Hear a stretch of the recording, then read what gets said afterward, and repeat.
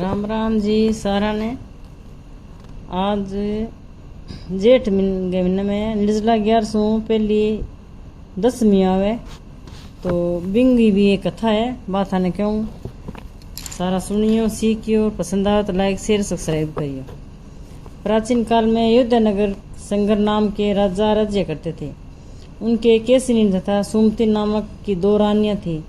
Cassini से असुमान नामक पुत्र हुआ और सुमति के 60,000 पुत्र थे।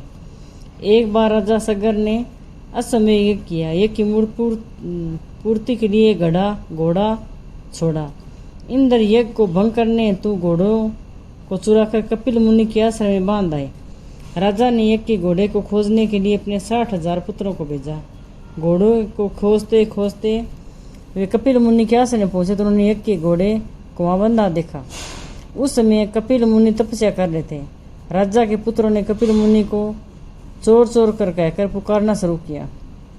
कपिल मुनि की समाधि टूट गई। ता राजा के सारे पुत्र कपिल मुनि के क्रोधग्नि में जलकर भस्म हो गए।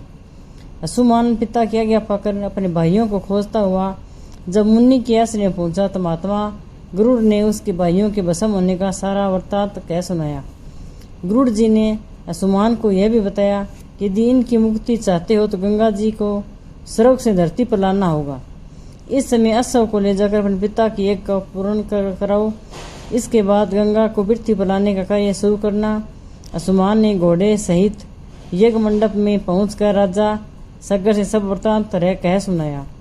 महाराज सगर की मृत्यु के पश्चात असुमान ने गंगा जी को पृथ्वी पर लाने के लिए तप किया, परंतु वह असफल रहा।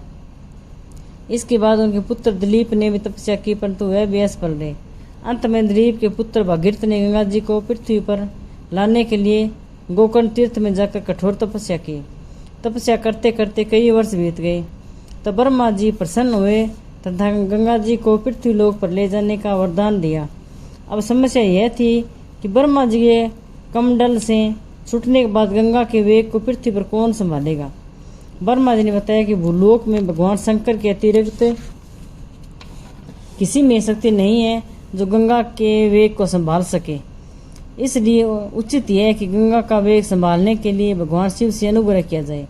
महाराज भागीरथ एक अंगूठे पर खड़े होकर भगवान शंकर की आराधना करने लगे। उनकी कठोर तपस्या से प्रसन्न होकर शिव जी गंगा को अपनी जटाओं में संभालने के लिए तैयार हो गए। गंगा जी जब देवलोक से पृथ्वी की ओर बढ़े तो शिव जी ने गंगा जी की धारा को अपनी जटाओं में समेट लिया। कई वर्षों तक गंगा जी की जटाओं से बाहर निकलने का पथ न मिल सका। भगीरथ के पुण्य अन्य विनय करने पर शिव जी गंगा को अपनी जटाओं से मुक्त करने के लिए तैयार हुए।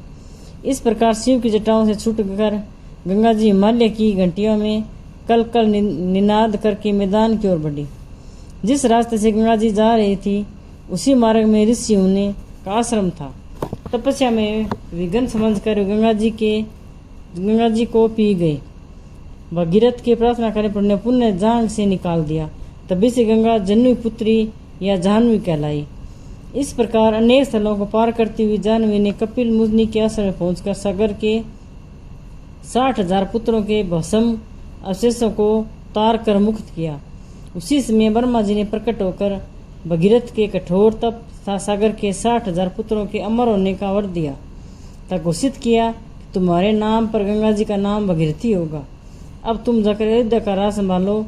ऐसा कहकर ब्रह्मा जी अंतर्ध्यान हो गए। हे प्रभु सुख संपद दइयो।